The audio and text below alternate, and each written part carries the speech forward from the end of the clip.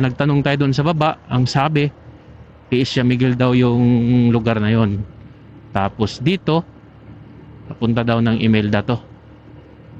Sige, puntahan natin to kung ano ba talaga ang meron dito.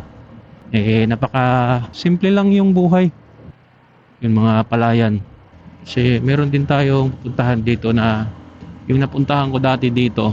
Meron kasi akong na-capture na falls na kahit yung mga taga-local, kasi may kinuha tayong tour guide noon na taga rito, hindi nila alam kung anong pangalan ng falls na yun. Parang undiscovered falls pa, pero napakalayo niya na dahil nung pinuntahan natin dun yun sa drone, talagang malayo na. Pero try nating balikan, try nating puntahan ulit kung yun. Meron tayong mga nakakasalubong pa isa-isa na nagmumotor. Bihira lang bihira lang din yung mga naninirahan dito. So ito yung magandang tirhan, gawa ng tahimik pa. So yan, makikita nyo yung bundok ng isla ng Biliran. Yan, umuulan kasi, kaya sa bukid umulan na. Try pa nating ikutin. At sa mga hindi pa nakakarating dito, pwede rin kayo mag-ikot-ikot, pasyal-pasyal din, pasyal-pasyal tayo sa mga lugar na hindi pa natin narating. So ito na, meron na namang mga kabahayan dito.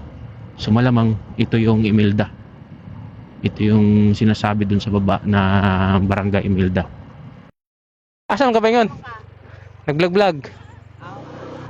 Asan ka? Adire nyo ha? Sige, ingat. So yun, customer natin yun sa Cycle Care. So dito pala siya nakatira. Yan yung bahay nila. Maganda rin yung ito pala yun. Ito nga yun, Imelda. Pero pa natin to dahil ayun si Sir, yun ang yung mga hanap buhay dito pagka kanilang mga hanap buhay yun, sasaka, palay. Ito nga nung